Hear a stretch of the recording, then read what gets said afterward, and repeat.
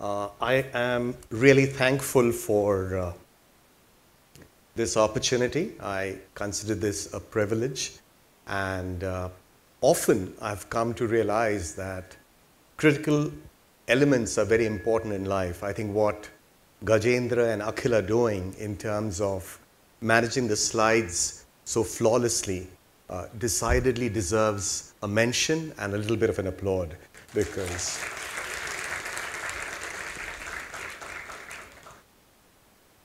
so today, I really want to talk to you about inflection points. And before I do that, I want to kind of preface this with certain caveats. This is not about a major transformational journey. I'm not going to tell you about a leprechaun that's really holding on to a pot of gold at the end of the rainbow. Between the sublime and the mundane, I've really decided to focus on the mundane. My belief is that in everyday events, in happenstance and serendipity, a lot of interesting things happen which are really inflection points, and that lead to a dream. If some of you read The Little Prince, it's an interesting book, it's a great parable. And I decided to take this picture that these small inflection points, these small happenstances very often define life the way we know it. I've decided not to really adopt a pedagogical approach and tell you major inspirational stories, but I've taken to heart this whole concept of untold chronicle and share with you some of my innermost experiences. Some of you who are math nerds here or people who are word Nazis would like to know that inflection point is really a mathematical term, a differential equation, where a concave graph changes to a convex. But bottom line being, those are those inflection points where we change from what we are about. We had the first speaker who talked about his dream with Anna Hazare. We heard from Lalita about what really changed her from a lady of affluence to a lady of substance. So let me tell you about this story where I was growing up in Kolkata. My father was a doctor with the Indian Railways. We lived in a decent apartment in the Indian Railways colony. And during this time, my uncle, who used to live in London, had sent me a picture book, a coffee table book. I can vividly remember it was green matted cover with a dusty jacket. And when I leafed through that, I saw these pastoral pictures. I saw beautiful homes.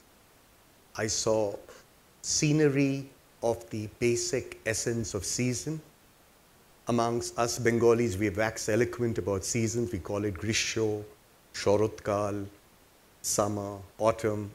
But it's not as resplendent as the pictures were to be. So I must have been all of 5 years old then. And in some way or form, in a very sketchy way, I had thought that that is where I'm going to make my home. It may have been buttressed by the fact that we would have guests come over wearing overcoats, showing us boring slides of them standing in front of cars. But for a 5-year-old, that was an inflection point. This is where I live now. I live in Princeton, New Jersey. It isn't very appealing now after lovely Pune weather. I'm going to go back to a place which is colder than Mars, but that's the choice that I've made. One of the more enduring images that I have of my father, and I shall liberally talk about him only because he just passed away this July 10th.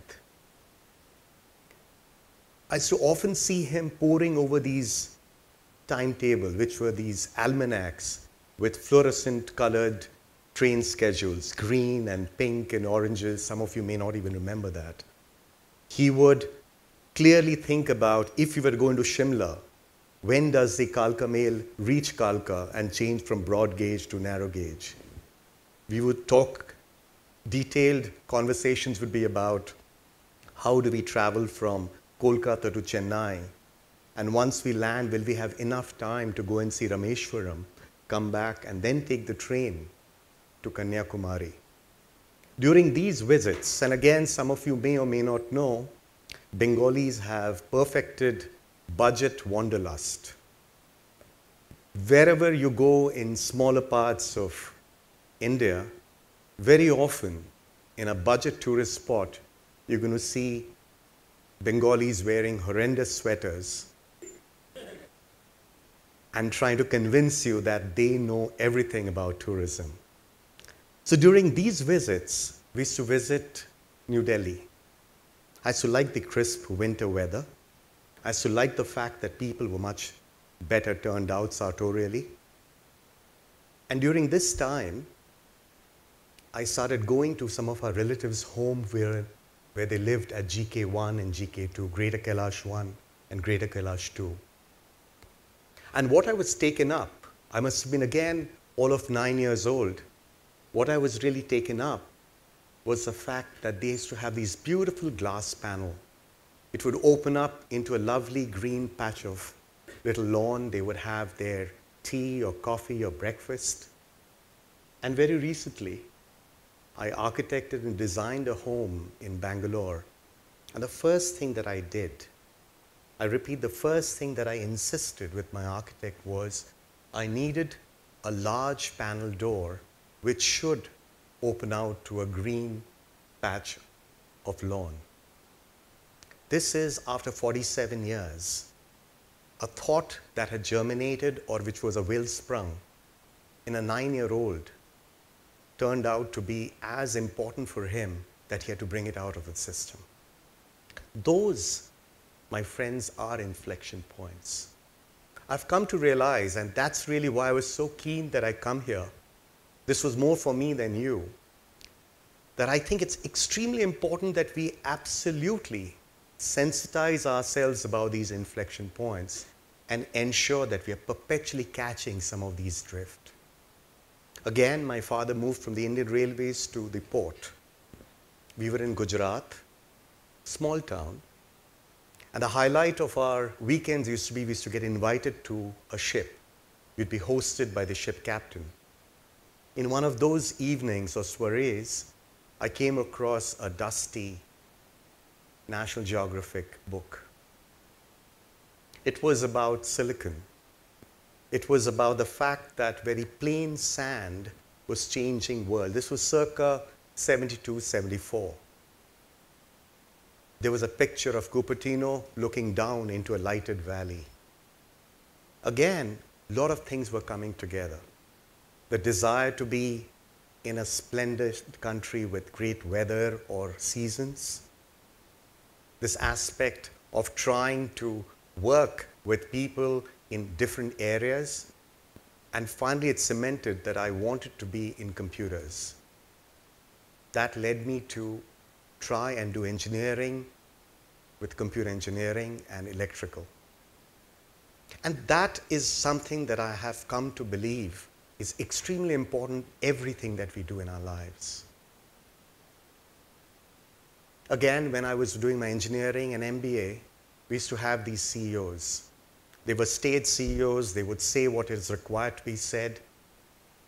We talked about capitalization and what have you. But one man struck me to be a little different, Gurcharan Das. He was the CEO of Richardson Wicks at that time. I think he rose up to be the CEO of Procter & Gamble later. And he, I got to read, was collecting art. When Procter & Gamble, or the company which acquired Richardson Wicks, the collected art was so much higher in worth at Richardson Wicks that it warranted a mention in their balance sheet. I also found the fact that he was writing, he was reading, he was an opinion maker, and not just a CEO. I've been doing this. Times of India was nice enough to carry an article of mine where I postulated a thesis that STEM to STEAM. My belief is that science, technology, engineering, and math require art to be incorporated in the science and technology for us to have multidimensional and lateral thinkers. Thinkers who are going to go out and make some interesting companies. Scott be damned.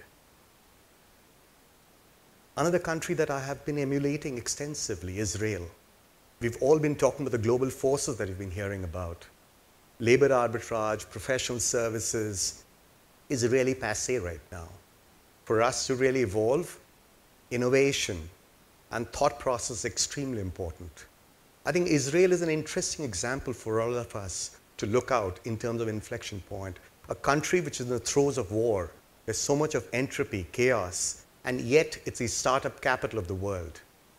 PillCam, key discs, drip irrigation in the desert area, cherry tomatoes, all have come in from Israel.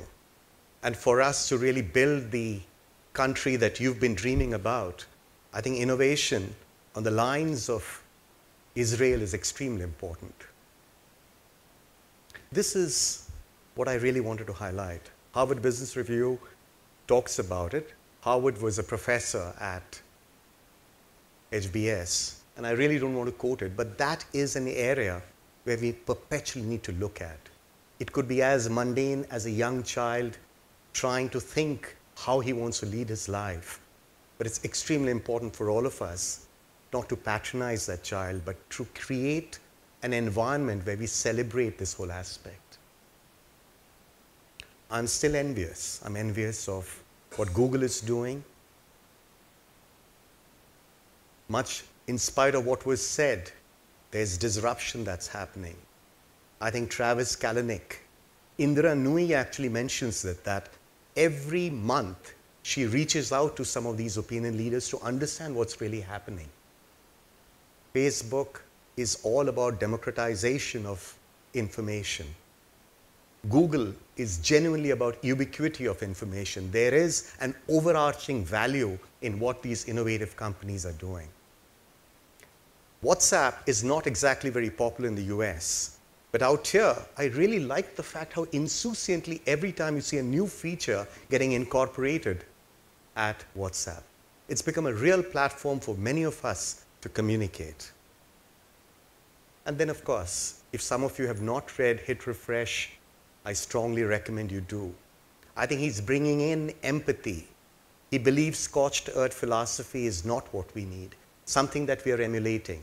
A quote that I often use, and I found that he's been using it, is that culture eats strategy for breakfast. And we were humbled. We've been invited to some large Microsoft event where we are actually building at our company some very strong world-beating technology. We're using artificial intelligence, we are using IoT, we're using predictive technology, largely to build infrastructure which will lead to a zero-incident framework. Our thesis is that we believe that we do not have to depend on an infrastructure, computer infrastructure, that goes down periodically. And we're using robotics, smart machine. And to be able to do this, we need to bring this inflection point among us. Gartner and Everest, which are two large opinion leaders, have actually rated Gavs along with IBM Watson, Infosys, and others in the area of smart machine and predictive analytics. And this, in my humble opinion, would not happen if we created a culture which is not about irreverence. And that's the contradiction. I think Churchill said it well, that a sign of a good intellect is one who can harbor two conflicting thoughts and yet function productively. I'm sure Aditi feels that when she's trying to build her product, be it in Malaysia or here. We are promoting a concept where we want people to answer back. We want to create an egalitarian environment. And you, the teachers and the professors and the pedagogues, it's extremely, extremely important that we create an environment where people try and think differently. We need to do some disruption. And that's really what we're really trying to do. it's not been hunky-dory all through. I think Lalita said it very well. We all have our scars. We've had our successes, we've had our failures. But this comes handy, where you perpetually ask for serenity to accept things that you cannot change, courage to make some changes, and wisdom to know the difference. My belief, and that's a little bit for you guys, that your success is not really a y is equal to 2x straight up curve. It's really a band. Within that band, you're going to have some inclement weather. You're going to have some disruption. You'll have some challenges, some inconveniences. But broadly, the axis of the world is aligned positively and inclined positively. And that's really how I want to end it. I want to end it with optimism. I would like to bring all of you in to kind of be sensitive to those inflection points.